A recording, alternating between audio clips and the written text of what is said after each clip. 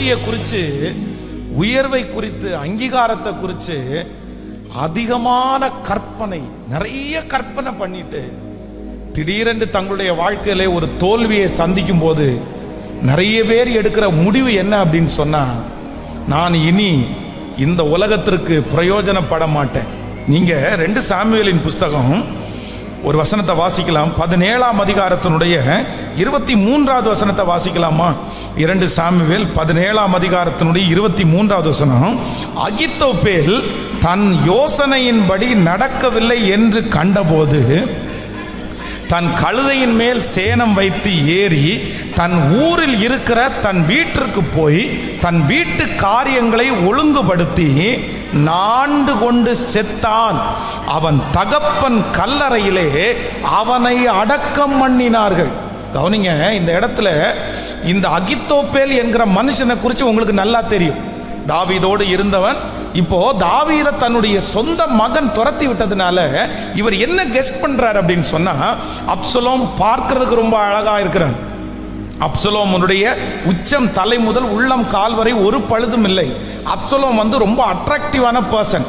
யாரை வேணாலும் சீக்கிரமாய் தன்னுடைய கைக்குள்ளே போடுகிற அளவிற்கு அவனுக்கு பேச்சு திறமைகள், சாதுரியம் எல்லாம் இருந்துச்சு.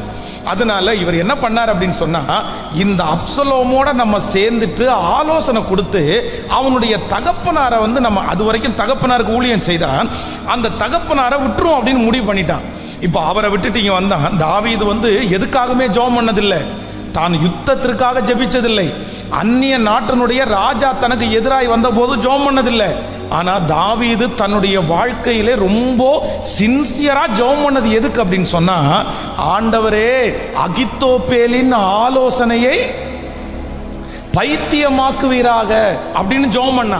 காரணம் என்ன அப்படின்னு சொன்னா, அகித்தோப்பேல் எவ்வளவு பெஸ்ட் ஆலோசகர் அப்படின்னு தாவீதுக்கு ரொம்ப நல்லாவே தெரியும். அகித்தோப்பேல் ஒரு மனுஷனோட சேர்ந்துட்டான் அப்படின்னு சொன்னா கண்டிப்பா அவனை வெற்றி அடைய பண்ணிடுவான் அப்படின்றத தாவீது 100% நம்பிட்டான். இப்போ இதே பிளான்ல தான் அகித்தோப்பேல் போறான். போய் இவன் சின்ன பையன், இவன் இப்பதான் ராஜ்யபாரத்துக்கு ஸ்டார்ட் பண்ணி வந்திருக்கிறான். இதுக்கு முன்னாடியே அகித்தோப்பேல் ஒர்க் பண்ண இடம் சீனியருக்கு தான் ஒர்க் பண்ணியிருக்கிறான். இதுவரைக்கும் அப்பாவுக்கு ஒர்க் பண்ணின இந்த அகித்தோப்பேல் இப்ப ஃபர்ஸ்ட் தன்னுடைய மகனுக்கு ஒர்க் பண்றான். மகன் கைத்தட்டி வரவேற்பான், அவன் தனக்கு நல்ல பொசிஷன் கொடுப்பான் அப்படின்னு சொல்லி தான் அவரை விட்டுட்டு இவர்கிட்ட சேர்ந்துட்டாரு. பெரிய கற்பனை. அவன் அவ்வளவுதான், நம்ம இவன் கூடயே இருந்துட வேண்டியதான், ராஜாவுக்கு அடுத்தது நம்ம தான் அப்படின்றதெல்லாம் கற்பனை பண்ணிட்டான். ஆனா இவன் சிம்சோன், இந்த தாவீதனுடைய மகன் என்ன செய்துட்டான் அப்படின்னு சொன்னா, அவன் சொன்ன அந்த ஆலோசனைய அவன் ரிஜெக்ட் பண்ணிட்டான். வேணாப்பா, நீ இப்போ சொன்ன ஆலோசனை அது அந்த அளவுக்கு சரியில்லாம இருக்குது, எனக்கு ஊசாய் சொன்ன ஆலோசனை தான் நல்லா படுது அப்படின்னு சொல்லி அதை செலக்ட் பண்ணிட்டான். இந்த ஒரே ஒரு தோல்வியை தாங்க முடியாம இதுக்கு முன்னாடி செஞ்ச ஊழியத்தை மறந்துட்டான், இதுக்கு முன்னாடி அவனுக்கு கிடைத்த வெற்றியை மறந்துட்டான், இதற்கு பிறகு அவனுக்கு கிடைக்க போகிற வெற்றியை மறந்துட்டான். எல்லாவற்றையும் மறந்து இந்த ஒரு தோல்வியை பார்த்த உடனே இனி அவ்வளோதான், இனி நான் ஜெயிக்கவே மாட்டேன், இனி என்னுடைய வார்த்தை ஃபர்ஸ்ட் போல இந்த இடத்துல ஸ்ட்ராங்கா இருக்காது, நான் ஃபெயிலியர் ஆயிட்டேன், ஒரு டைம் நான் கீழே இறங்கிட்டேன், ஒரு டைம் இவங்களுக்கு முன்னாடி மரியாதை எனக்கு குறைஞ்சு போயிடுச்சு, தன்னுடைய மனதுக்குள்ள ஏதோதோ யோசிச்சு, வேதம் சொல்லுகிறது தன் காரியத்தெல்லாம் ஒழுங்குபடுத்தி வீட்டில் போய் நாண்டு கொண்டு செத்தான். அவனுடைய வாழ்க்கையை அப்படியே முடிச்சுக்கிட்டான், அவனுடைய ஓட்டத்தை அப்படியே முடிச்சுக்கிட்டான். இந்த சத்தத்தை கேட்கிற ஆண்டவருடைய பிள்ளைகளே, நீங்கள் யாராவது ஒருவேளை இதே போல ஒரு சூழ்நிலையில நீங்க கடந்து போகலாம். உங்களுடைய வாழ்க்கையிலே நீங்கள் கற்பனை பண்ணி, நீங்கள் ஆயத்தம் பண்ணி, நீங்கள் யோசித்து திட்டம் போட்டு, நீங்கள் ஏதாவது ஒன்றை விட்டு இது எனக்கு நல்ல பொசிஷன், நல்ல இடம், நல்ல வசதி, அதெல்லாத்தையும் நீங்க ஒரு கற்பனை பண்ணி தூக்கி வீசிட்டு இந்த இடத்திற்கு வந்ததற்கு பிறகு இப்ப நீங்க நினைச்சது மாதிரி ரொம்ப வித்தியாசமாய் ஒரு பெரிய தோல்வியை நீங்கள் சந்தித்திருக்கலாம். அதனால உடைஞ்சு போய் இனி அவங்கள்ட்ட எப்படி முகத்தை காமிப்பேன், இனி எப்படி நான் அந்த இடத்துல நிற்பேன் அப்படின்னு உங்க மனசு சொல்லுமானால், நான் நம்புகிறேன் நீங்கள் சோர்ந்தே போக வேண்டாம். நம்மோடு இருக்கிற தேவன் பெரியவர், நம்மோடு இருக்கிற தேவன் நல்லவர். என்னுடைய தோல்விகளை பார்த்து ஒரு காலத்திலையும் நான் பிரயோஜனமற்ற பாத்திரம் என்று நான் நினைக்க மாட்டேன். எனக்கு தோல்வியை சந்திக்கிற நான் ஜெயத்தை சந்தித்து நான் பிரயோஜனமானவன் என்று என்னை நிரூபிக்க பண்ணுவதற்கு கர்த்தர் வல்லவராய் இருக்கிறார். நிச்சயமாய் கர்த்தர் நிரூபிப்பார். ஆண்டவர் ஒரு நாள் உங்களை நிரூபிப்பார். அவர்களுக்கு முன்பாக நீங்கள் தேவை என்று சொல்லுகிற ஒரு நாள் கண்டிப்பாக வரும். பெரிய பெரிய மனிதர்கள் உங்களை தேவைகள் என்று சொல்லுகிற ஒரு நாள் சீக்கிரமாய் வரும். இந்த சத்தத்தை கேட்டுக்கொண்டிருக்கிற வாலிப தம்பி தங்கச்சி, நீ இன்னைக்கு உதறப்பட்டு கொண்டிருக்கிறாய், சிதறடிக்கப்பட்டு கொண்டிருக்கிறாய். இன்னைக்கு மதிக்காத ஒரு பொருளாய் நீ இருக்கிறாய். உன்னை துச்சமாய் நினைக்கிறார்கள். ஆனால் கர்த்தராகிய ஆண்டவர் உன் வலதுகரத்தை பிடித்து கர்த்தர் வாக்கு கொடுக்கிறார். ராஜாக்கள் உன்னை தேடுகிற நாட்கள் வரும். பெரிய மனிதர்கள் உன்னை தேடுகிற நாட்கள் வரும். கர்த்தர் வாக்கு கொடுக்கிறார். உன் தலையை நான் நிமிர பண்ணுவேன், உன் ஸ்தானத்தை நான் உயர்த்துவேன். உனக்கு பல இடங்களிலே அங்கீகாரம் உனக்கு கிடைக்கும். நீ பொறுத்திரு, நீ காத்திரு, நீ கர்த்தரையே நம்பியிரு. காரியத்தை வாய்க்க பண்ணுகிற கர்த்தர் உன்னோடு கூட இருக்கிறார். இந்த தோல்வியை பார்த்து சோர்ந்து போக வேண்டிய அவசியமே இல்லை. ஹல்லேலூயா. கைகளை அசைத்து ஒரு ஹல்லேலூயா சொல்லலாம். ஸோ நம்பர் 1, முதலாவதாக நம்முடைய வாழ்க்கையிலே ஏற்படுகிற கற்பனை செய்கிற வெற்றி தோல்வியாக அமையும் போது நமக்கு என்ன வருது அப்படின்னு சொன்னா, இந்த உலகத்தில் நான் வாழ வேண்டாம், நான் ஒரு பயனுள்ள பாத்திரம் இல்லை, நான் மதிப்புக்குரிய ஒரு நபர் இல்லைன்னு நமக்கு தோணுது. ஆனால் இல்லவே இல்லை, கர்த்தர் உங்களோடு கூட இருக்கிறார். ஸோ நம்பர் 2, இரண்டாவதாக ஒரு வசனத்தை வாசிக்கலாமா? வேதத்தை திறந்து வாசிக்கலாம். அந்த யோனாவின் புஸ்தகம் 1ஆம் அதிகாரத்தினுடைய 3வது வசனத்தை நம்ம வாசிக்க போகிறோம். 1ஆம் அதிகாரம் 3வது வசனம். அப்பொழுது யோனா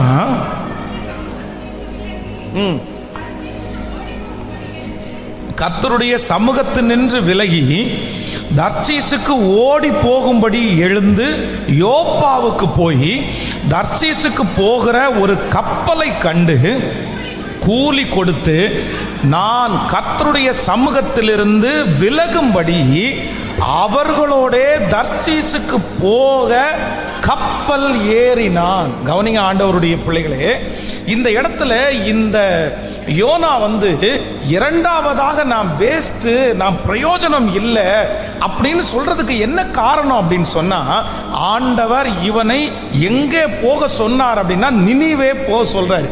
ஆனா நினிவே போக சொல்லுகிற இவன் அங்க போகாம இப்ப திசை மாறி தன்னுடைய ட்ராக்ல பயணம் பண்ணாம தனக்கு வைத்திருந்த, தனக்கு சொல்லி இருந்த, தனக்கு வாக்கு கொடுத்த, தனக்கு சித்தமாயிருக்கிற அந்த வழியிலே அவன் டிராவல் பண்ணாம இப்போ இந்த யோனா என்ன டிசைட் பண்றார் அப்படின்னு சொன்னா, ஒரு தவறான வழியை இவர் தெரிந்து கொண்டார்.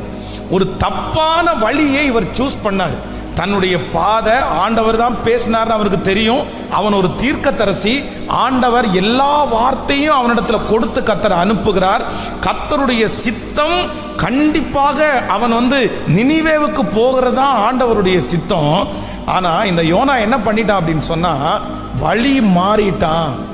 வழி மாறின அவனை ஆண்டவர் அப்படியே விட்டுருவார் அப்படின்னு நினைச்சான். நல்லா நினைச்சுக்குங்க, ஆண்டவருக்கு நினிவேவுக்கு அனுப்புகிறதற்கு இந்த ஒரு யோனா கிடையாது, கர்த்தருக்கு 1000 யோனா இருக்கிறாங்க. கர்த்தர் யாரை வேண்டுமென்றாலும் அனுப்புவார். ஆனா ஆண்டவர் அவன் மேல தரிசனத்தை வச்சிட்டாரு, கர்த்தர் அவன் மேல திட்டத்தை வச்சிருந்தாரு.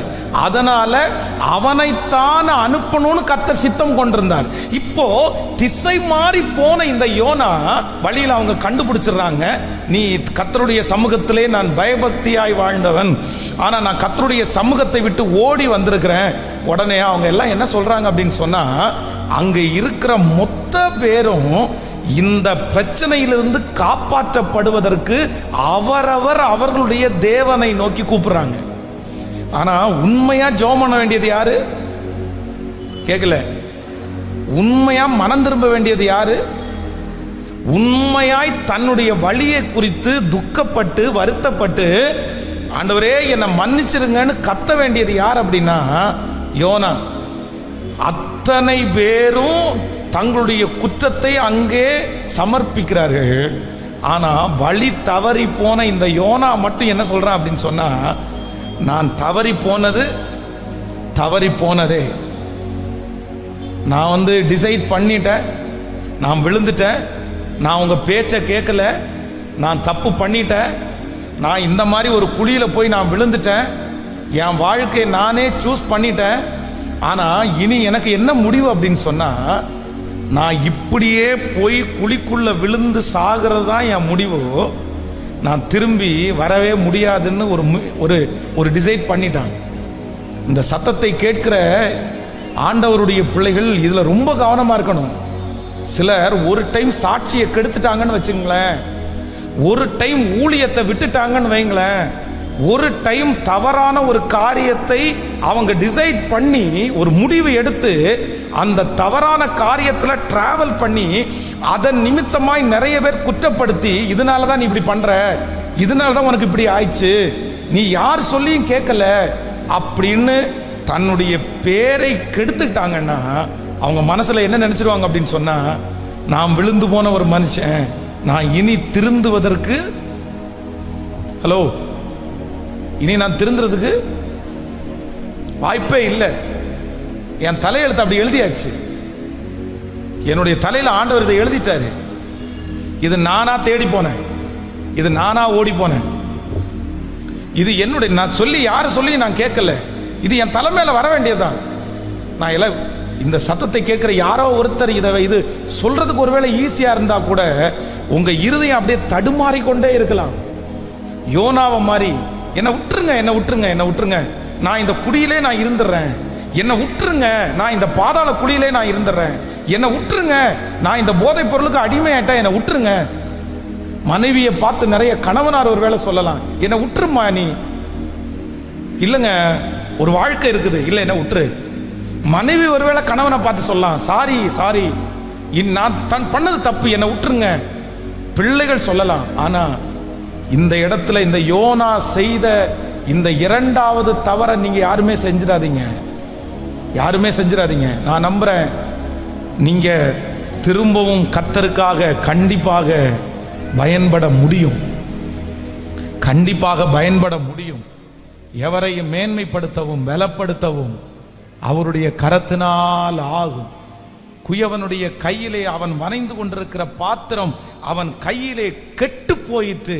கெட்டு போன அந்த பாத்திரத்தை தூக்கி வீசாம அந்த பாத்திரத்தை தன்னுடைய மனதிலே இருக்கிறது போல மறுபடியும் வனைந்து கொண்ட கர்த்தர் இந்த திருச்சபையிலே உலாவுகிறார். இந்த சத்தத்தை கேட்கிற ஜனங்கள் மத்தியிலே உலாவுகிறார். கர்த்தர் மறுபடியும் உன்னை கட்டப் போகிறார். கர்த்தர் மறுபடியும் உன்னை கட்டுவேன் என்று வாக்கு கொடுக்கிறார். விழுந்து போன தாவீதின் கூடாரத்தை நான் திரும்ப எடுப்பித்து கட்டி அதனுடைய திறப்புகளை அடைத்து பாழாய் போனதை சீர்படுத்தி முன்னாடி இருந்ததை விட மகிமையாய் வைக்கிறதற்கு நல்ல கைகளை மேல தட்டி முழு பலத்தோடு மறுபடியும் கட்டுகிற கர்த்தர், திரும்பவும் கட்டுகிற கர்த்தர். அவர் மறுபடியும் நம்மை தூக்கி எடுப்பதற்கு கர்த்தர் ஆசைப்படுகிறார். வாலிப தம்பி தங்கச்சி, மறுபடியும் அந்த ஊழியத்தை கர்த்தர் உன் கையில கர்த்தர் கொடுப்பார். அந்த தரிசனத்தை கர்த்தர் உன் கையில நீ கொடுப்பார். முன்பு எப்படி ராஜாவுக்கு நீ பானபாத்திரக்காரனாய் இருந்தாயோ அதே போல எந்த இடத்திலிருந்து நீ எடுக்கப்பட்டாயோ அதே இடத்திலே 3 நாளைக்குள்ளே கர்த்தர் உன் தலையை உயர்த்தி நீ முன்பு செய்து வந்தபடியே முன்னாடி இருந்த அதே தரிசனம் உங்களுக்கு திரும்பவும் கொடுப்பதற்கு கர்த்தர் வல்லவராய் இருக்கிறார். கைகளை உயர்த்தி எத்தனை பேர் ஆமோதிக்கிறீர்கள்?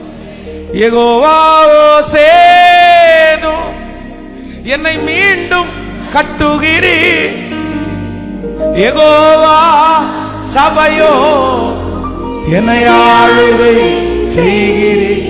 சொல்லுவோம், யெகோவா ஓசேனோ என்னை மீண்டும் கட்டுகிறீர், யெகோவா சபையோ என்னை ஆளுகை செய்கிறீர்.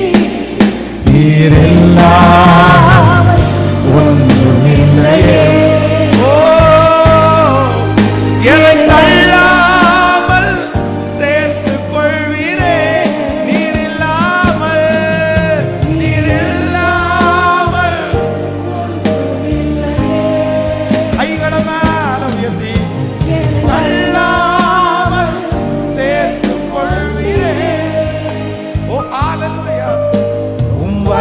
வல்லமைக்கு முன்பா ஒன்று நிற்பதில்லை, மகத்துவத்திற்கு முடிவு ஒன்றுமில்லை. சொல்லுங்க, உங்க வல்லமைக்கு முன்பா அப்பா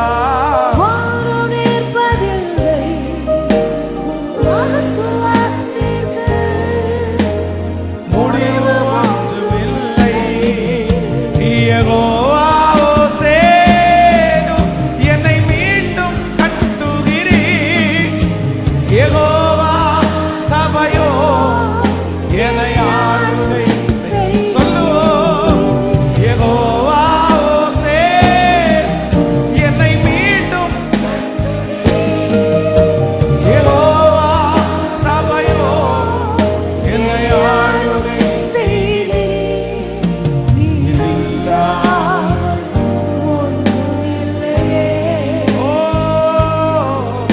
என்னை தள்ளாமல் சேர்த்து கொண்டிரே, நீர் இல்லாமல்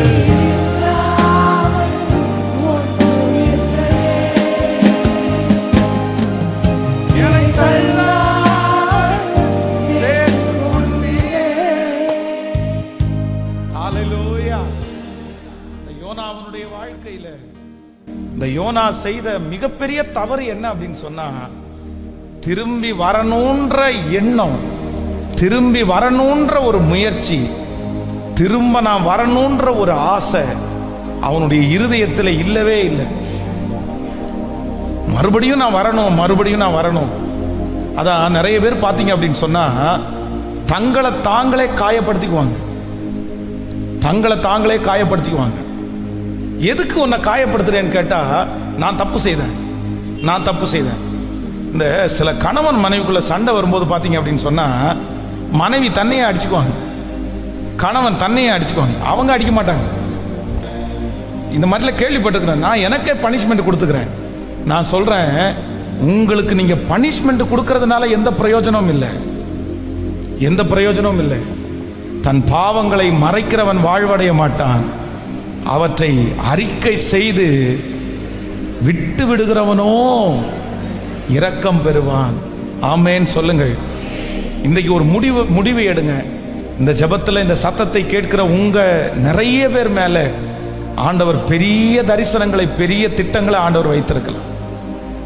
ஆனா உங்களுடைய வாழ்க்கையில ஏற்பட்ட ஒரு கீழ்ப்படியாமை, இல்லைன்னா ஒரு தவறான ஒரு முடிவு, உங்களுடைய வாழ்க்கையிலே நீங்கள் செய்த ஒரு சின்ன மிஸ்டேக்கு உங்களுடைய வாழ்க்கையை ஒருவேளை புரட்டி போட்டிருக்கலாம். உங்கள் லைஃபையே தலைகளாக புரட்டி போட்டு அடுத்து அதிலிருந்து டிராவலே பண்ண முடியாத அளவிற்கு ஒருவேளை உங்களுடைய இருதயம் கடினப்பட்டிருக்கலாம். ஆனால் இன்று இந்த வருஷத்தினுடைய கடைசியில் ஆண்டவரிடத்தில் கேளுங்க, நான் திரும்பி வர விரும்புகிறேன், திரும்பி நான் வாழ விரும்புகிறேன், திரும்பி நீங்கள் அந்த மாதிரி எனக்கு கொடுக்கணும்னு விரும்புகிறேன், எனக்கு நீங்கள் தர முடியும் ஆண்டவரேன்னு நீங்கள் கர்த்தரை தேடுங்க. உண்மையிலே நான் நம்புகிறேன், காணாமல் போன இளையகுமாரனை மறுபடியும் அங்கீகரித்த தகப்பன் உங்களுக்கு உண்டு. அவர் உங்களை கண்டிப்பாக கைவிட மாட்டார், மறுபடியும் உங்களை கட்டுவார். மறுபடியும் நான் விழுந்துட்டேன், ஏற்கனவே விழுந்துட்டேன்னு திரும்ப திரும்ப திரும்ப திரும்ப மறுபடியும் அதுக்கு பின்னாடியே போகாதீங்க. இந்த யோனாவுக்கு ரிட்டன் வரணும்னு விருப்பமே இல்லை பாருங்களேன், திரும்ப வரணும்னு விருப்பமே இல்லை பாருங்களேன். என்ன விட்டுருங்க, கேட்டானா விட்டுருங்க. இந்த பிள்ளைகள் எல்லாம், வாலிப தம்பி தங்கச்சிங்க எல்லாம், தயவு செய்து ஒன்றை மட்டும் உன் வாயில சொல்லாத, என்னை விட்டுருங்கன்ற வார்த்தையை சொல்லாத, உன்னை விட்டுருங்கன்னு வார்த்தையை சொல்லாத. அம்மாவை பார்த்து சொல்றது என்ன விட்டுருங்க மம்மி. எப்படி இருக்கும் அந்த அம்மாவுக்கு, எப்படி இருக்கும்? இதுக்கா நான் வளர்த்தினேன், இதுக்கா நான் உன்னை படிக்க வச்சேன், இதுக்கா நான் உன்னை இவ்வளவு தூரம் ஆளாக்குனேன், என்ன விட்டுருங்க. இல்லை இல்லை இல்லை இல்லை, ஆண்டவர் இந்த 2 மாதம் முடிகிறதுக்குள்ளே உங்களை மறுபடியும் கர்த்தர் கொண்டு வருவார். எனக்கு அந்த தரிசனத்தை மீண்டும் எனக்கு நீ தர வேண்டும் ஆண்டவர். நான் இழந்ததை கர்த்தர் எனக்கு திரும்ப தர வேண்டும் ஆண்டவர். ஆமேன். எத்தனையோ பேர் இருந்த போதிலும் இயேசுவுக்கு, நினிவேவுக்கு வேற யாரையும் அனுப்புவது ஆண்டவருக்கு சித்தமே அல்ல. சரியா அவனை தூக்கி அந்த கடலுக்குள்ள போடும்போது சரியா ஒரு மீன் காத்திருக்குது பாருங்க. கர்த்தர் யோனாவை விழுங்கும்படி ஒரு மீனுக்கு கட்டளையிட்டார். அது வாயில் அவனை பத்திரமா வயிற்றுக்குள்ள வச்சுட்டு ஸ்ட்ரெயிட்டா அதுக்கு லொக்கேஷன் கொடுத்தது மாதிரி. ஆமாம், ஃபஸ்ட்டே ஆண்டவர் ஜிபிஆர்எஸ் எல்லாம் கனெக்ட் பண்ணி கரெக்டாக லொக்கேஷன் கொடுத்துட்டார் போல. மீனுக்கு திசை தெரியுமா, மீன் எங்கே போகணும் தெரியுமா. ஆனால் யோனாவை விழுங்கின மீனுக்கு மட்டும் என்ன தெரியும்? உங்களை விழுங்கின பிரச்சனைக்கு மட்டும் திசை கண்டிப்பாக தெரியும். அந்த பிரச்சனை எங்கே உங்களை சுற்றி கொண்டு போனாலும் எங்கே தான் கடைசியில் கொண்டு வந்து நிறுத்தும் தெரியுமா? உங்கள் தரிசன ஸ்தலத்துக்குள்ள கரெக்டாக கொண்டு போய் மீன் வாமிட் எடுக்குது, உள்ளே வச்சுக்க முடியல. அதால் 3 மாதம் முடியும், ஜீரணமும் ஆக மாட்டேங்குது. ஏன்னா இவர் தான் உள்ள முழங்கால் படிட்டு ஜெபம் பண்ணிட்டு இருக்கிறாரு, அதனால் ஜீரணமே ஆக மாட்டேங்குது. அதனால் உங்களை யார் கொண்டு போய் உங்களை அழிக்கணும்னு நினைச்சாலும் தரிசனம்ன்ற ஒன்று உங்களுக்குள்ள இருந்தால் கண்டிப்பாக உங்களை ஜீரணம் பண்ணுறதுக்கு கர்த்தர் அனுமதிக்க மாட்டார். ஆமென், உண்மைதானே? 3 நாள் மீனுடைய வயிற்றில் இருக்க முடியுமா? மீனை நீங்கள் கடலில் பிடிக்கிற மீனை நீங்கள் போய் பார்த்தா தெரியும். சில மீன் பெரிய மீன் சின்ன மீனை முழுங்கும். இந்த சின்ன மீனை முழுங்கும் போது அது உள்ளே போய் ஜீரணமாகாமல் இருந்தால் அது டக்குன்னு வெளியே வந்துடும். உயிரோடு இருக்கும்போதே சில மீன்லாம் வெளியே வந்துடும். சில மீன் செத்த ஒரே நாளில் மீன் வெளியே வந்துடும். மற்ற உள்ள ஜீரணமாகாத ஒன்றையுமே மீன் உள்ளே வச்சுக்காது. அது உடனே ஒன்று வாமிட் எடுத்துரும், இல்லைன்னா ஜீரணம் பண்ணிடும். ஆனால் யோனாவை விழுங்கின மீனுக்கு மட்டும் 3 நாள் வயிற்றுக்குள்ளே அதுவும் பாடுபட்டு கொண்டு போய் வாமிட் எடுத்து குளிச்சு கடலில் குளிச்சு எந்திரிச்சு கண்ணை முழிச்சு பார்த்தா ஒரு போர்டு தெரியுது, நினிவேன்னுது.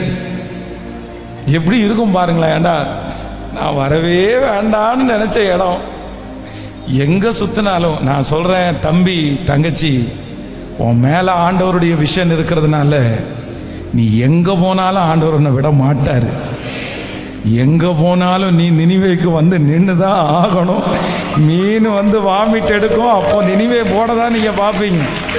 ஆமென், அல்லேலூயா.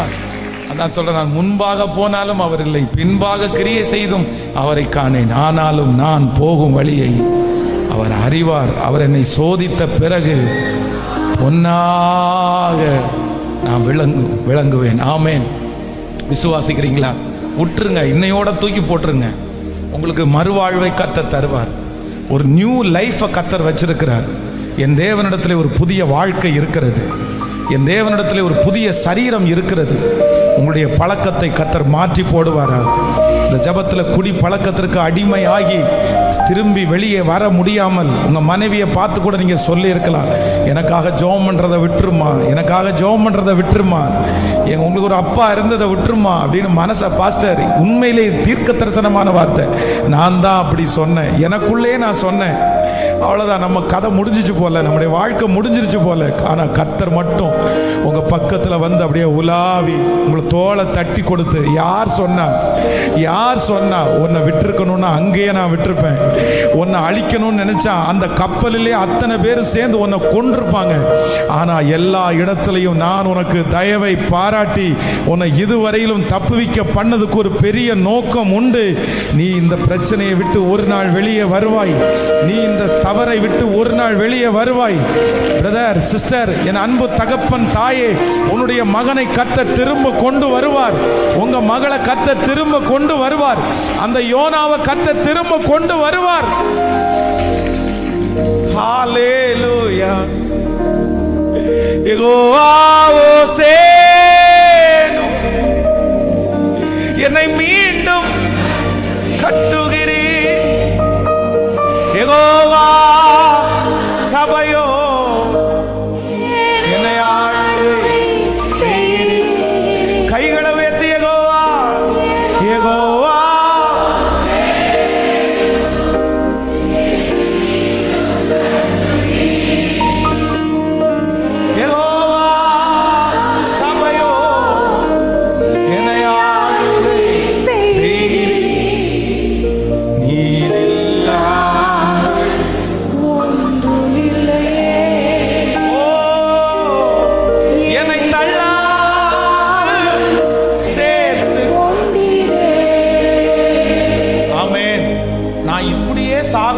நினைக்கக்கூடாது. நான் திருந்தி சாகணும்னு நினைக்கணும். நான் சொல்றது புரியலையா? ஆண்டவருடைய வார்த்தையை விட்டு தூரம் போன சிம்சோன் கர்த்தர் சொல்ல சொல்ல சொல்ல கேட்காம திரும்ப திரும்ப அந்த பாவத்தை செஞ்சு ரொம்ப மோசமான ஒரு சூழ்நிலைக்கு போய் கண்ணை பிடுங்கி அவனை மாவரைக்கிறதுக்கு வச்சுட்டாங்க. லாஸ்ட்ல கொண்டு போய் ஒரு வேடிக்கை பார்க்கறதுக்கு டான்ஸ் பண்ண சொல்லி எல்லாரும் அவனை பார்த்து பார்த்து சிரிக்கிறாங்க. ஆனா அந்த இடத்துல சிம்சோன் ஒரு ஜோம் பண்றான் பாருங்களேன். நான் பண்ணது தப்பு தான் ஆண்டவரே, உங்க வார்த்தைக்கு கீழ்ப்படியாதது தவறு, நான் ரொம்ப துரோகம் பண்ணிட்டேன், நீங்க என்னை தடுத்து தடுத்து நிறுத்துனீங்க, ஆனா நான் சொன்னபடி கேட்கல. நியாயாதிபதிகள் 16ஆம் அதிகாரத்தினுடைய 28வது வசனத்தில் வாசிப்பீங்கன்னா ரொம்ப அழகா சொல்ல. அப்பொழுது சிம்சோன் கர்த்தரை நோக்கி கூப்பிட்டு, கர்த்தராகிய ஆண்டவரே, என்னுடைய 2 கண்களுக்கு ஒரே தீர்வாய் பெலிஸ்தியரின் கையிலே பழி வாங்கும்படி இந்த ஒரு விசை மாத்திரம் என்னை நிறைத்தருளும், தேவனே என்னை பலப்படுத்தும் என்று சொல்லி ஜெபம் பண்ணினான். எல்லாமே போச்சு, எல்லாமே அவனை விட்டு போச்சு. ஆனா சாகும்போது தரிசனம் இல்லாம செத்துட்டான், ஒரு பொண்ணுக்காக இப்படி செத்து போயிட்டான் அப்படின்னு யாருமே என்ன சொல்லக்கூடாதுன்னு சொல்லி அந்த லாஸ்ட் மினிட்ல நான் ஜெயிச்சுட்டு தான் ஆண்டவரே சாகணும்னு சொல்லி ஒரு உதவியை ஆண்டவரிடத்துல கேட்டான். கர்த்தர் சிம்சோனை மரணம் அடையும் போது தோத்தவனா கர்த்தர் சாகடிச்சாரா, இல்ல ஜெயிக்கிறவனா ஆண்டவரை நிறுத்தினாரா? சொல்லுங்க சொல்லுங்க. எல்லாரும் பேசிக்கிட்டாங்க, அவன் உயிரோடு இருக்கும்போது ஜெயிச்சவங்களை விட அவன் சாகிற அன்னைக்கு ஜெயிச்சவங்க. என் ஜீவன் பெலிஸ்தியரோடைய கூட மடிய கடவுது என்று சொல்லி பலமாய் சாய்க்க அந்த வீடு அதில் இருந்த பிரபுக்கள் மேலும் எல்லா ஜனங்கள் மேலும் விழுந்தது. இவ்விதமாய் அவனால் உயிரோடு இருக்கையில் அவனால் கொல்லப்பட்டவர்களை பார்க்கிலும் அவன் சாகும்போது கொல்லப்பட்டவர்கள், பிரதர், அவங்களுக்கே ஒரு வாய்ப்பை கர்த்தர் சிம்சோனுக்கே கொடுக்க முடியுமானால், நான் இந்த பலிபீடத்திலிருந்து உங்களுக்கு தீர்க்க தரிசனமா சொல்றேன், உங்களை தோத்தவங்களாகவே சாகிறதுக்கு கர்த்தர் விரும்பல, உங்களை ஜெயிக்க பண்ணி தான் கர்த்தர் உங்களை சொர்க்கத்தில் எடுத்துக்கொள்ளணும்னு விரும்புறாரு.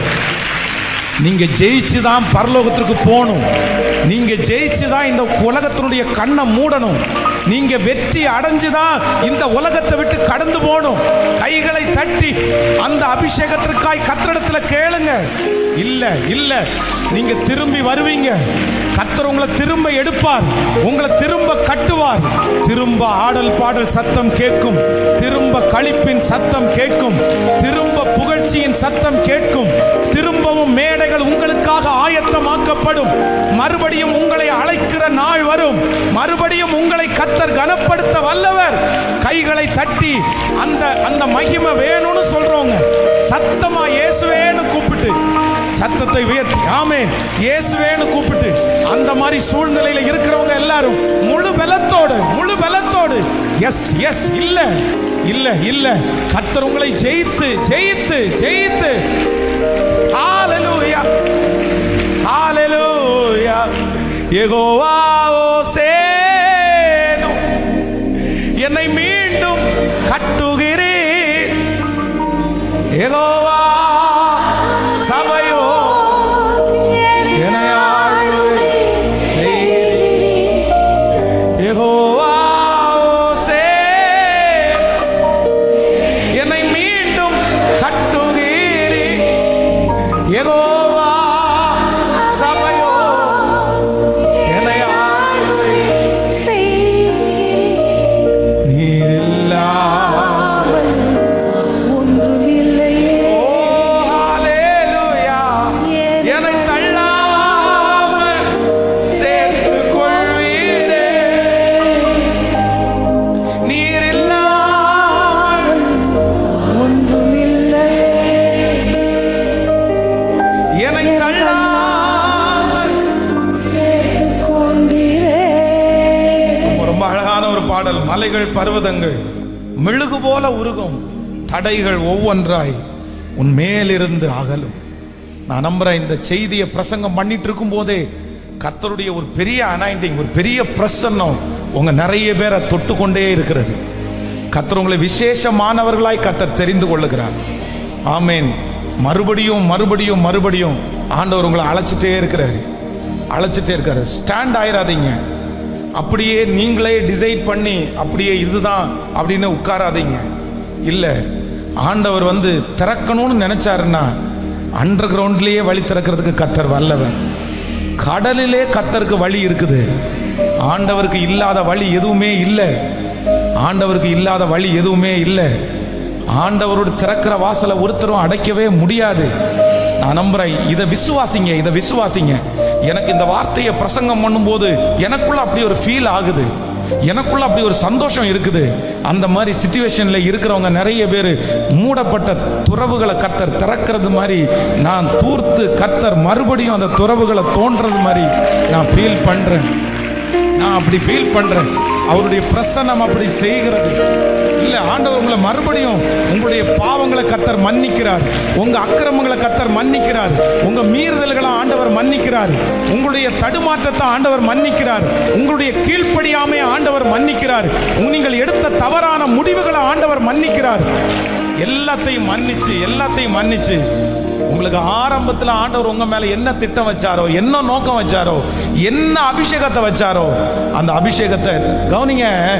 இந்த நினிவேவுக்கு போக சொன்ன இந்த யோனாவுக்குள்ள எவ்வளவு பெரிய அபிஷேகத்தை வச்சிருக்கிறார் அப்படின்னு சொல்லி அவனுக்கே தெரியல பாருங்க. 3 நாள் பிரசங்கம், 3 நாள் பிரயாணம் பண்ண வேண்டிய இந்த மனுஷன் அந்த நினிவே வந்து 3 நாள் பிரயாண தூரம். ஆனா இவன் 3 நாள்லாம் போய் பிரயாணம் பண்ணியெல்லாம் பிரசங்கம் பண்ணல. ஒரே ஒரு நாள் தான் பிரயாணம் பண்ணான். 3ஆம் அதிகாரம் 4வது வசனத்தில் வாசிக்கும் போது யோனா நகரத்தில் பிரவேசித்து ஒரு நாள் பிரயாணம் பண்ணி, ஒன் டே, 3 நாள் பிரயாண தூரம் உள்ள அந்த நினிவேவுக்கு ஒரு நாள் பிரயாணம் பண்ணி என்ன பிரசங்கம் பண்றாருன்னு கேளுங்களேன். நம்மளா இருந்தா என்ன பிரசங்கம் பண்ணி தெரியுமா? வருத்தப்பட்டு பாரம் சுமக்கிறவர்களே, மகனே மகளே, இயேசு என்ன நேசிக்கிறாரு இல்லையோ, உன்னை நேசிக்கிறாரு, நீ வாப்பா, இந்த மாதிரி உனக்கு ஒரு பிரச்சனை இருக்குது, நீ தப்பு பண்ணியாமா, ஆண்டவர் அழிக்கிறதுக்கு முன்னாடி என்ன ஒன்று அழைக்கிற, நம்ம அப்படி பிரசங்கம் பண்ணுவோம். இந்த யோனா என்ன பிரசங்கம் பண்ணாருன்னா, யோனா நகரத்தில் பிரவேசித்து 4வது வசனத்தை போடுங்க. யோனா நகரத்தில் பிரவேசித்து ஒரு நாள் பிரயாணம் பண்ணி இன்னும் 40 நாள் உண்டு, அப்பொழுது நினிவே கவிழ்க்கப்பட்டு போகும் என்று ஒரே பிரசங்கம். செத்துருவீங்களா 40 நாளைக்குள்ள? மகனை உன்னை கொல்ல போறார் ஆண்டவர். அக்னி வானத்திலிருந்து வருது, உன்னை பட்சிக்குது, அவ்வளவுதான்.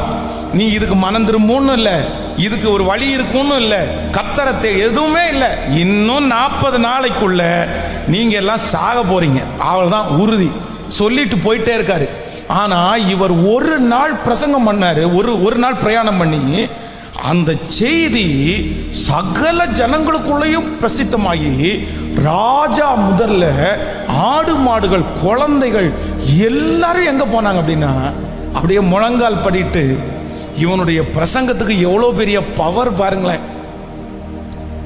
ஒரு பட்டணமே, நகரமே, அந்நிய நாடு, அங்க போய் ஒரு பிரசங்கத்துல இத்தனை பேர் ரட்சிக்கப்பட்டிருக்காங்க. ஆண்டவருடைய பிள்ளையே, யோனா மாதிரி இருக்காதீங்க. உங்களுக்குள்ள என்ன பவர் இருக்கிறது அப்படின்றத நீங்க வந்து மூடிடாதீங்க. உங்களுக்கு நிறைய பேருக்கு தெரியாது.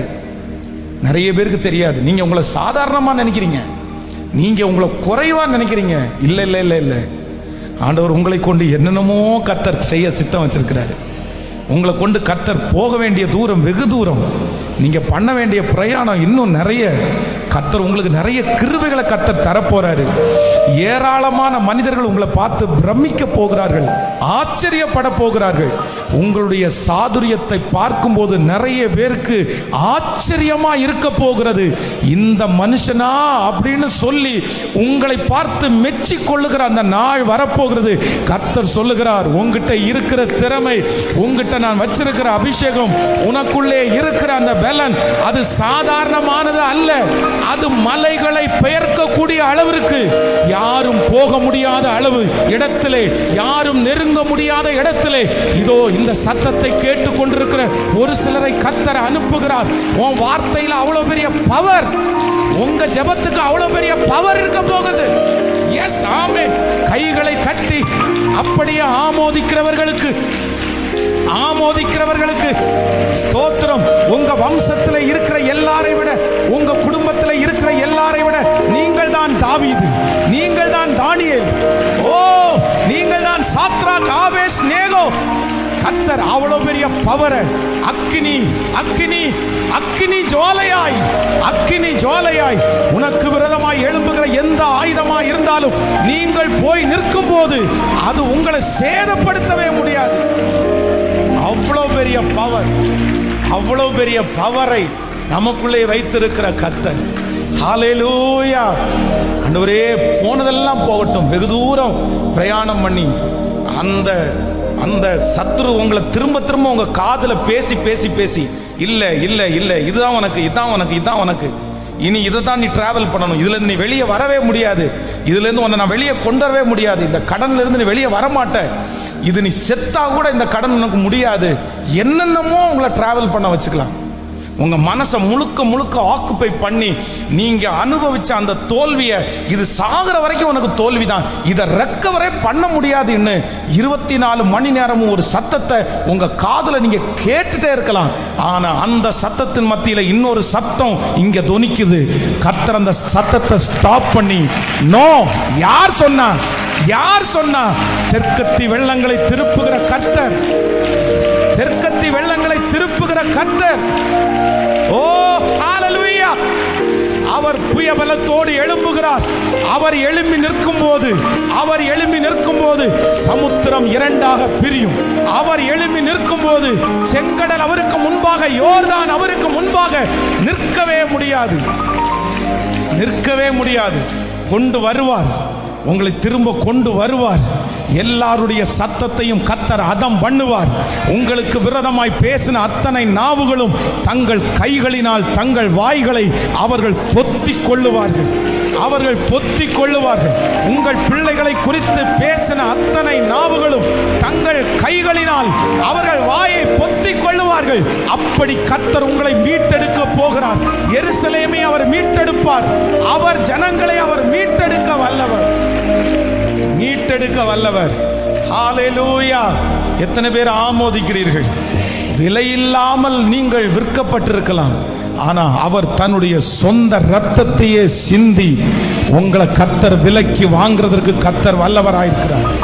உங்களுக்கு எவ்வளவு பெய்டு பண்ணாலும், எவ்வளவு கொடுத்தாலும் கண்டிப்பாக ரெக்கவரே பண்ண முடியாதுன்றத நான் நம்புறேன். அவருடைய ரத்தத்திற்கு மிஞ்சி விலையேற பெற்ற பெய்டு இந்த உலகத்துல எதுவுமே கிடையாது, எதுவுமே கிடையாது.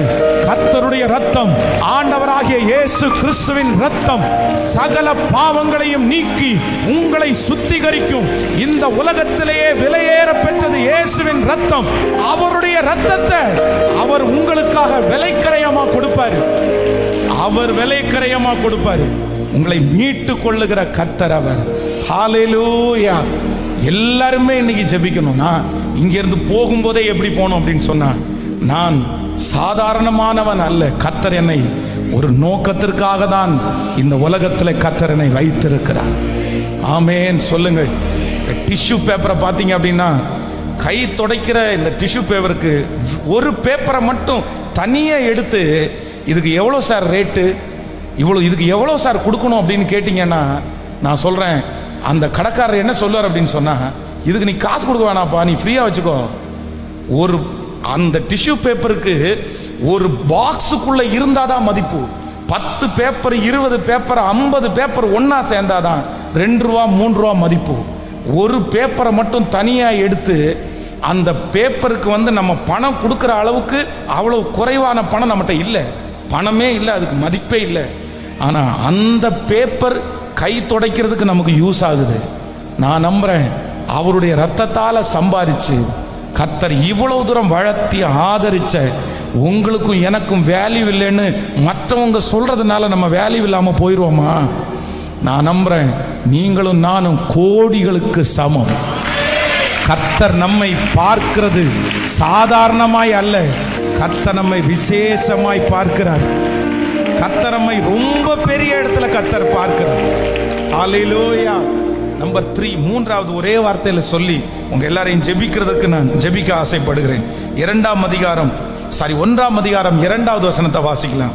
யோனாவின் தீர்க்க தரிசன புஸ்தகம் 1வது அதிகாரம் 2வது வசனம். நீ எழுந்து மகா நகரமாகிய நினிவேவுக்கு போய் அதற்கு விரோதமாய் பிரசங்கி, அவருடைய அக்கிரமம் என் சமூகத்தில் வந்து எட்டினது என்றார். ஆமேன் சொல்லுங்கள். நம்பர் 1, முதலாவதாக எனக்கு வேண்டாம், எனக்கு இந்த வாழ்க்கையே வேண்டாம், என்னை எடுத்துக்கொள்ளுங்க ஆண்டவரே, நான் உயிரோடு இருக்க விரும்பலை அப்படின்னு இந்த யோனா சொல்றதுக்கு ஃபர்ஸ்ட் காரணம் ஒரே ஒரு தோல்வி. நான் இனி எழும்ப மாட்டேன்ற ஒரு முடிவுக்கு அவன் வந்துட்டான். நம்பர் 2, இரண்டாவதாக அவனுடைய ஒரு திசை மாறிய பயணம் வந்து நான் இனி திரும்பி வரமாட்டேன், நான் யூஸ்லெஸ், நான் பிரயோஜனம் இல்லை அப்படின்னு சொல்லி அவனை வந்து நிற்க பண்ணிருச்சு. நம்பர் 3, மூன்றாவது அவனுடைய வாழ்க்கையிலே பிடிக்காத ஒரு காரியத்தை அவன் கையில் ஆண்டவர் செய் அப்படின்னு சொன்னதுனால அவன் என்ன நினைச்சான் அப்படின்னு சொன்னா, நான் யூஸ்லெஸ், நான் பிரயோஜனம் இல்லைன்னு நினைச்சான். அவன் ஆசைப்பட்டது, அவனுக்கு ரொம்ப பிடிச்சது, அவன் நேசித்தது வேற. ஆனால் கர்த்தர் அவனை சொன்னது சுத்தமா யோனாவை பார்த்து என்ன சொன்னாலும் யோனா அமைதியா தலையாட்டியிருப்பான். இதுவே ஆண்டவர் அவனை கூப்பிட்டு தர்சீசுக்கு போன்னு சொன்னா கோடி கும்பிடு போட்டுட்டு ஆண்டவருக்கு போற வழி முழுக்க நடுவே நன்றி நன்றி நன்றி நன்றின்னு பாடிட்டே போயிருப்பான். ஆனால் ஆண்டவர் என்ன சொல்லனா, நீ இந்த தர்சீசுக்கு போகாத, அவனுக்கு பிடிக்காத ஒரு வார்த்தை நினிவே. அவனுக்கு பிறக்கும் போதே பிடிக்கல, அவனுக்கு சொல்லி கொடுத்தவங்களும் அப்படிதான் சொல்லி கொடுத்தாங்க. எங்க போனாலும் நினிவேவினுடைய ஜனங்கள் அழிகிறதா நான் பார்க்கணும்னு நினைச்சான். ஆனா இப்ப பிடிக்காத ஒரு பாத்திரத்தை கர்த்தர் அவன் கையில கொடுக்கும்போது இவன் என்ன நினைக்கிறான் அப்படின்னு சொன்னா, நம்ம வேஸ்ட், நம்ம பிரயோஜனம் இல்லை.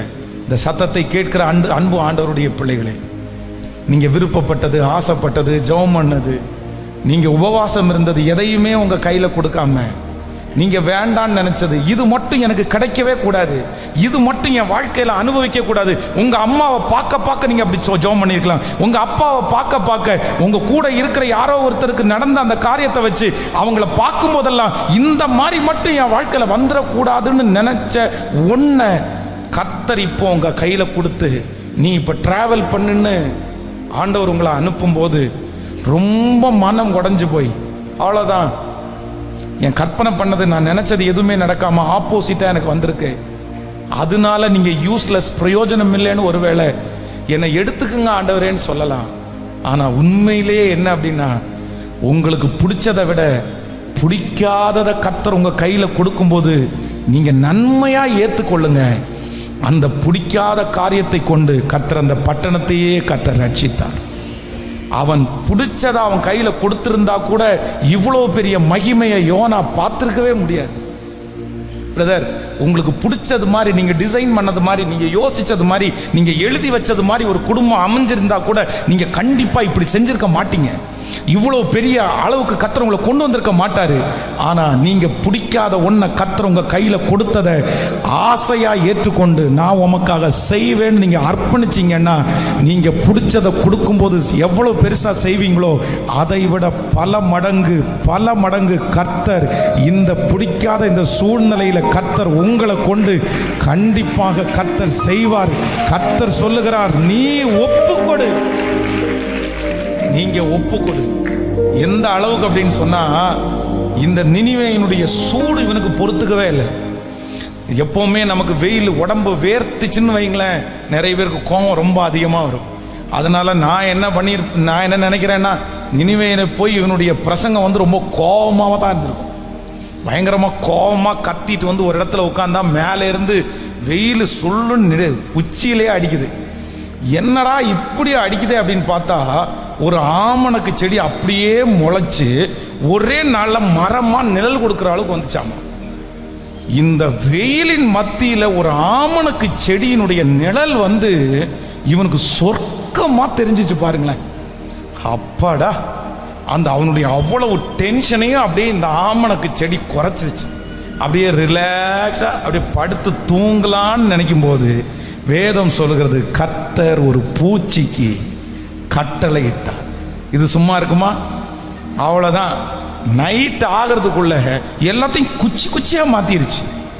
அடுத்து வெயில் அடிக்கும் போது நெற்றியில விழுந்தோடனே ஏற்கனவே கோவம், அதை விட பல மடங்கு கோவம். உடனே ஆண்டவர் சொல்றாரு, ஏடா நீங்க 4ஆம் அதிகாரம் 9வது வசனத்தை வாசிக்கும் போது, அப்பொழுது தேவன் யோனாவை நோக்கி, நீ ஆமணக்கு நிமித்தம் எரிச்சலா இருக்கிறது நல்லதோ என்றார். கர்த்தர் அவனை பார்த்து கேட்கிறாரு, இவன் என்ன பதில் சொல்றான் தெரியுமா? அதற்கு அவன், நான் சாகிற வரைக்கும் எரிச்சலா இருப்பது. அவ்வளோ ஆண்டவரை கூட பிடிக்கல. உடனே அடுத்து 10வது வசனத்தை வாசிக்கும் போது, அதற்கு கர்த்தர், நீ பிரயாசப்படாததும் நீ வளர்க்காததும் ஒரே ராத்திரியிலே முளைத்து ஒரே ராத்திரியிலே அழிந்து போனதுமான ஆமணக்குக்காக பரிதபிக்கிறாயே, வலது கைக்கும் இடது கைக்கும் வித்தியாசம் அறியாத 120,000 பேருக்கு அதிகமான மனுஷரும் அதிகமான மிருக ஜீவன்களும் இருக்கிற இந்த மகா நகரமாகிய நினிவேவுக்காக நான் பரிதபியாமல் இருப்பேனோ? எவ்வளோ நல்ல ஆண்டவர் இல்லை? எவ்வளோ நல்ல ஆண்டவர் இல்லை? அதனால் ஆண்டவருடைய பிள்ளைகளே, என் கையில் பிடிக்காத ஒரு பாத்திரத்தை கர்த்தர் எனக்கு கொடுத்துட்டாரு, எனக்கு பிடிக்காத ஒரு வேலையை கர்த்தர் எனக்கு கொடுத்துட்டாரு, பிடிக்காத ஒரு குடும்பத்தை எனக்கு கொடுத்துட்டாரு, அவ்வளோதான் அப்படின்னு நினச்சிடாதீங்க. சில நேரத்தில் கர்த்தர் அற்புதம் செய்கிறதே எதில் தான் அற்புதம் செய்வார்னா, உங்களுக்கு பிடிக்காத ஃபீல்டாக இருக்கலாம், ஆனால் அதில் உங்களை மாதிரி திறமசாலி யாருமே இருக்க மாட்டாங்க. நான் ஆமேனே வர மாட்டேங்குது. கண்டிப்பாக உங்களுக்கும் அவங்களுக்கும் ஒத்துக்கவே ஆகாது இருக்கலாம், ஆனால் நீங்கள் ரொம்ப அழகாய் கட்டுவீர்கள். அதுதான் ஆண்டவர் இணைக்கிற குடும்பம். இன்னைக்கு எல்லாரும் சொல்ல போகிறோம், ஆண்டவரே நான் கண்டிப்பாக இந்த உலகத்திற்கு தேவை, என் குடும்பத்திற்கு, சத்தமாக சொல்லுங்கள், என் குடும்பத்துக்கு நான் தேவை. இந்த கம்ஃபர்ட் சர்ச்சுக்கு நீங்கள் தேவை, இந்த கோயம்புத்தூர் பட்டணத்துக்கு நீங்கள் தேவை. இந்த சத்தத்தை கேட்கிறவர்கள் எங்கெல்லாம் இருக்கிறீங்களோ, நீங்கள் ரொம்ப நல்லா இருக்கணும், நீங்கள் சந்தோஷமாக இருக்கணும், நீங்கள் பலத்தோடு இருக்கணும், நீங்கள் 100 வயசு வரைக்கும் நீங்கள் வாழணும். நிறைய பேர் ஆமேனே காணும். நீங்கள் இப்போவே அனுப்புறது மாதிரி இருக்கிறது மாதிரி இருக்குது. ஜோம் பண்ணி அனுப்பி விடுங்க பாஸ், என்ன வீட்டுக்கு இல்லை சொர்க்க வீட்டுக்கு அனுப்பி விடுங்கன்னு நிறைய பேர் காத்துட்ருக்குறீங்க. இன்னும் நிறைய பாடுபட வேண்டியது இருக்குது. கர்த்தர் பவுலை பார்த்து சொல்றாரு, இன்னும் என் நாமத்திற்காக நீ நிறைய பாடுபட வேண்டியது இருக்குது. கர்த்தர் இன்னும் உங்களுக்கு நிறைய வச்சிருக்கிறாரு. எல்லாவற்றிலையும் கர்த்தர் ஒருவரே மகிமைப்படுவார். அப்படியே எளிமை நிற்கலாமா? Thank you Jesus. நீ என் கரத்தில் இருக்கிற அலங்காரமான கிரீடம், நீ ராஜமுடி. Thank you Jesus. தேவ பிள்ளையே, உங்க வேல்யூ உங்களுக்கு தெரியாது, உங்க வேல்யூ உங்களுக்கு தெரியாது, உங்களுடைய வேல்யூ உங்களுக்கு தெரியாது. ஆனா ஆண்டவர் சொல்லுகிறார், நீ விலையேற பெற்றவன், நீ விலையேற பெற்றவன், நீ விலையேற பெற்றவன், நீ விலையேற பெற்றவன். கைகளை உயர்த்தி எல்லாரும் சொல்லுங்க, நான் விலையேற பெற்றவன், நான் விலையேற பெற்றவன். இந்த வார்த்தையை சொல்லுங்க. சொல்ல சொல்ல ஒரு மகிமை உங்கள் தலையின் மேல். வாலிப தம்பிங்க எல்லாம் சொல்லுங்க, நீ ஸ்பெஷல் பா.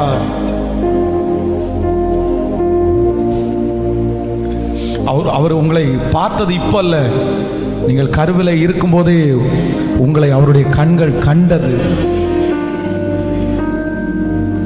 கண்கள் கண்டது, கண்கள் கண்டது.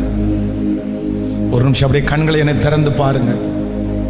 நான் உங்களுக்கு இந்த டேவிட் சார் அப்படின்னு சொல்லியிருக்கேன்னு நினைக்கிறேன்.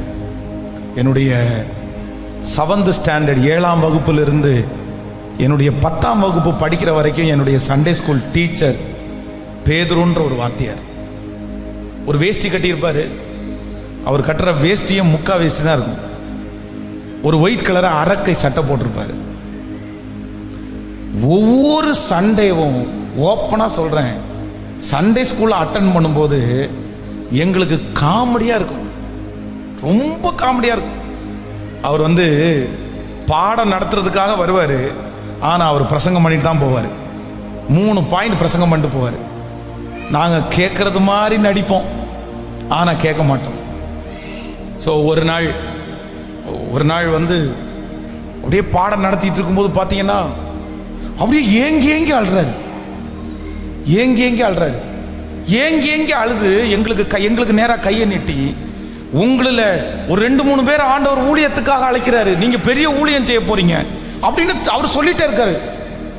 நாங்க அத்தனை பேரும் தலையை கீழே குமிச்சிட்டு ஒவ்வொருத்தனுடைய தொடையும் சுரண்டி ஒவ்வொருத்தனும் என்ன சொல்றான்னு தெரியுமா? ஏடா டேய், இது வரைக்கும் கதை சொல்லி சொல்லியே அறுத்தாரு, இன்னைக்கு என்னடா இப்படி அழுறாரு இவரு. அவருடைய மூஞ்சியை எங்களால பார்க்கவே முடியல. எங்களுக்கு அவர் அழுகிறது எங்களுக்கு சீரியஸா தெரியல, சிரிப்பா வருது. சண்டே ஸ்கூல் டீச்சர் அவர் அன்னைக்கு எடுத்த பாடத்திலிருந்து ஒரு பாடத்தை எடுத்து அவர் ஊழியக்காரரை கர்த்தர் தேடுறாரு, அறுப்பு மிகுதி, வேலையாட்களோ கொஞ்சம் அப்படின்னு சொல்றாரு. எங்களுக்கு ஒரு உணர்வும் இல்லை, எங்களுக்கு சிரிப்பு தான் வருது. ஆனா நாட்கள் தாண்டிருச்சு, நான் ஊழியத்திற்காக வந்தேன்.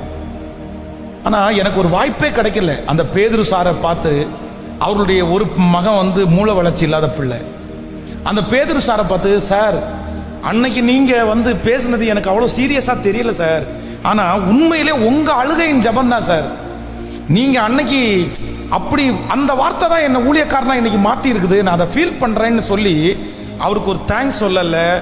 அவருக்கு நான் இந்த ஊழியத்தை செய்வேன்னு கூட அவருக்கு தெரியாது, எல்லாம் போச்சு, முடிஞ்சிருச்சு. ஆனா இன்னைக்கு நான் நினைக்கிறேன், இந்த இடத்துல அவர் ஒருவேளை அந்த பேதுரு சாரு மரிக்கும் போது அவர் என்ன சொல்லியிருப்பார் அப்படின்னா, நான் என்னத்தை பண்ணினேன், நான் என்னத்தை சண்டே ஸ்கூல் நடத்தினேன், எனக்கு பிள்ளையும் இப்படி இருக்குது. அவர் ஒண்ணுமே பண்ணல, ஒன்றும் பெருசா பண்ணல.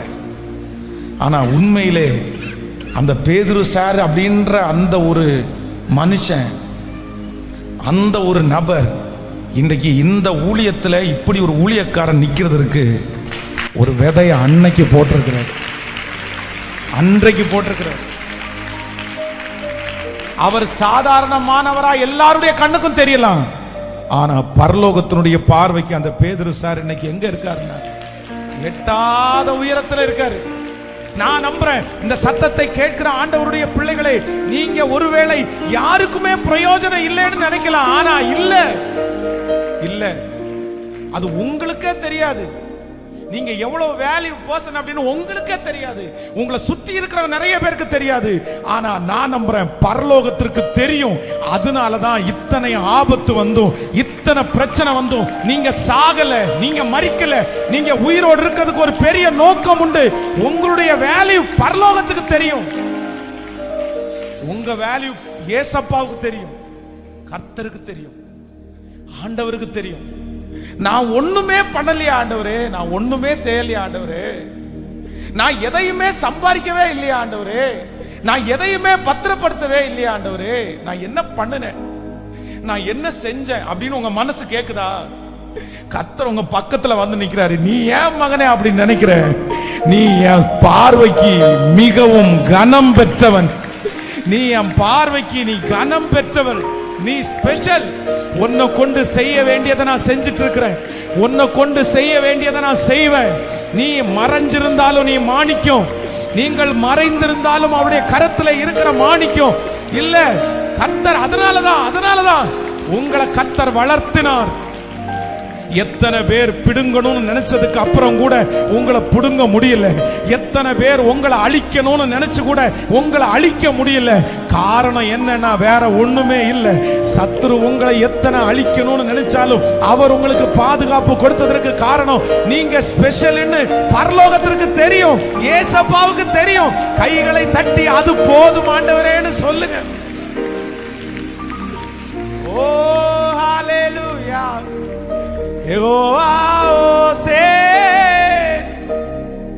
என்னை மீண்டும் கட்டுகிறீ யெகோவா, சபையோ என்னை ஆளுகை செய்கிறீ யெகோவா. ஓசே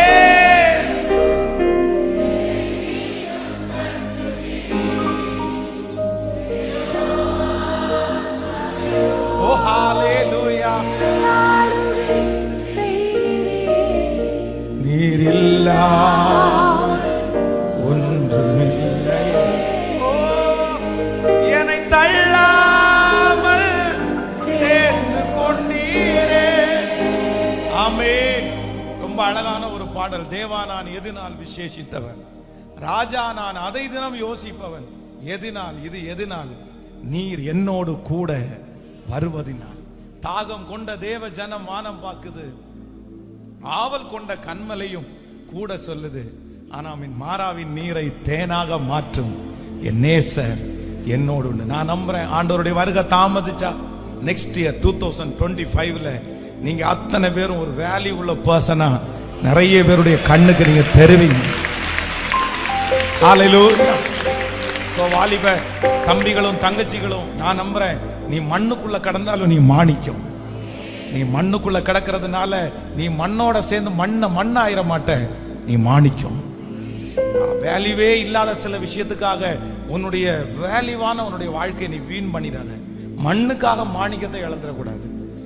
அதனால உங்களை ஆண்டவர் ரொம்ப நம்புறாரு, ஆண்டவர் உங்களை ரொம்ப நேசிக்கிறார். என்னையா நான் தான் உங்களுக்கு நிறைய சாட்சி சொல்லியிருக்கிறேன், உங்களுக்கு தெரியுமே. அப்படி ஒரு வேல்யூ உள்ள பர்சனே இல்லை, அப்படி உள்ள வேல்யூ உள்ள பர்சனே நான் இல்லை. ஆனா ஆண்டவர் எவ்வளவு நல்லவர் பார்த்தீங்களா, எவ்வளவு நல்லவர். இப்போ உண்மையிலே இந்த பலிபீடத்தில் நிற்கும் போது என்ன நினைச்சு நானே ஆண்டவருக்கு ரொம்ப நன்றி செலுத்துகிறேன். எவ்வளவு நல்லவர் கர்த்தர். என்னை குறித்து எனக்கே ஒரு வேல்யூவாவே தெரியல. அப்படியே பென்ஸ்ன்ற வார்த்தையை கூப்பிடும் போது கூட அந்த பேரை அழகா கூப்பிடுறது கூட ஆள் இல்லை, கரெக்டா சொல்லி கூப்பிடுறது கூட ஆள் இல்லை.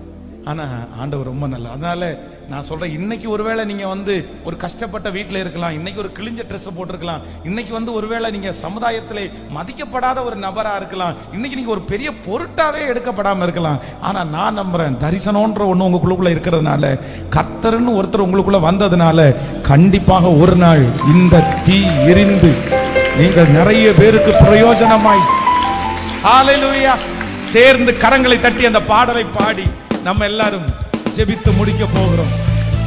நன்றி அப்பா, நன்றி.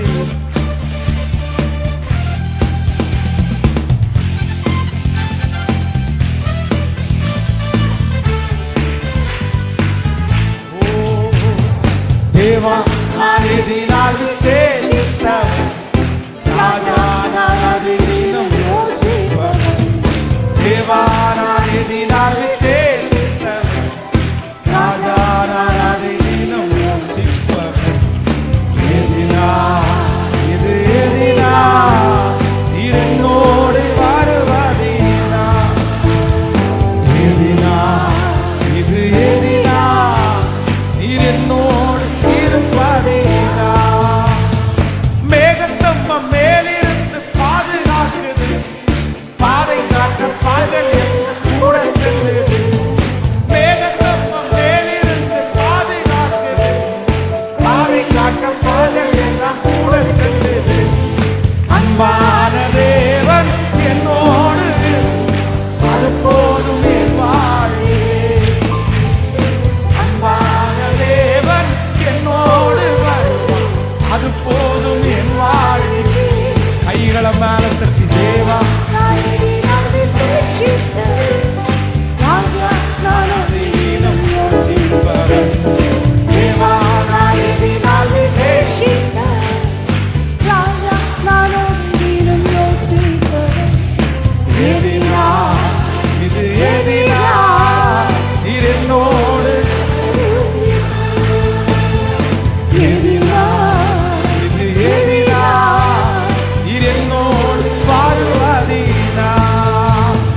தாகம்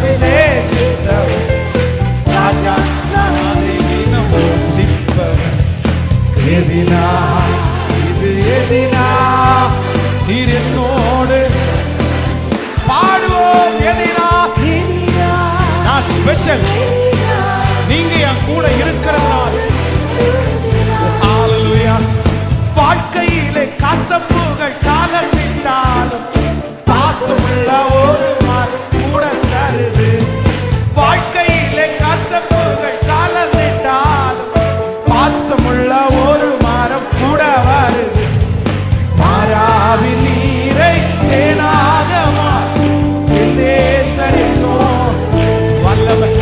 உங்க மகிமை, உங்க மகிமை. Praise Jesus. இந்த வார்த்தைகள் எல்லாம் ஆமென்றும் ஆமென். நீரை தேனாக மாற்றும் என் இயேசு என்னோடு. கைகளை தட்டிக்கொண்டே என் ஏக்கமெல்லாம் தேவத்தை சந்தோஷம் நான் காணுவேன். என் ஏக்கமெல்லாம் என் தேவன் தீர்ப்பார், சந்தோஷம் நான் காணுவேன். அன்பான தேவன், அன்பான தேவன் என்னோடு வருவார், அது போதும் என் வாழ். கரங்களை தட்டி, கரங்களை தட்டி, முழு பலத்தோடு கரங்களை தட்டி. Thank you, Jesus. நீ நல்லவரப்பா, நல்லவர், நல்லவர் ஆண்டவரே. இன்னைக்கு வார்த்தைகள் திரும்ப திரும்ப எங்களுடைய இருதயத்துல அப்படியே தோணிச்சுட்டே இருக்கட்டும் ஆண்டவரே. நன்றியப்பா. உங்க மகிமையினால் எங்கள் பிள்ளைகளை மூடிக்கொள்ளுங்க ராஜா. உங்க கிருபையினால மூடிக்கொள்ளுங்க ஆண்டவரே. நன்றி ஆண்டவரே. இந்த கம்ஃபர்ட் சர்ச்சை இந்த கோயம்புத்தூர் பட்டணத்தில் ஸ்தாபிச்சவர் நீர் ஆண்டவரே. இதை அழிக்கிறதற்கு கண்டிப்பாக முடியாது. ஒருவரால முடியாது, சத்ருவால முடியாது, மனிதர்களால முடியாது, பொறாமைகளால முடியாது. எங்களுக்கு அது தெரியும் ஏசப்பா. ஆனா வளர்ந்து பெருகட்டும், இந்த பட்டணத்தை நிரப்பட்டும். இந்த உதிக்கிற ஒளிச்சத்தினத்துக்கு ராஜாக்கள் ஜனங்கள் தேடி வருவார்களா? Thank you Jesus. நீங்க எப்ப செய்வீங்கன்னு தெரியாது, ஆனா இப்பவே நாங்க ஜெபிக்கிறோம். 15,000 பேர் உட்கார்றது மாதிரி ஒரு ஹால், 15,000 பேர் உட்கார்றது மாதிரி ஒரு திருச்சபையை கட்டுறதற்கு உங்க வருகை தாமதிக்கும்னா நீங்க எங்களை உடனே நம்புகிறதற்காக உமக்கு ஸ்தோத்திரம். அதற்கு வேண்டிய சகல காரியத்தையும் பரலோகம் எங்களுக்கு ஒழுங்குபடுத்துகிறதற்காக ஸ்தோத்திரம், ஸ்தோத்திரம்.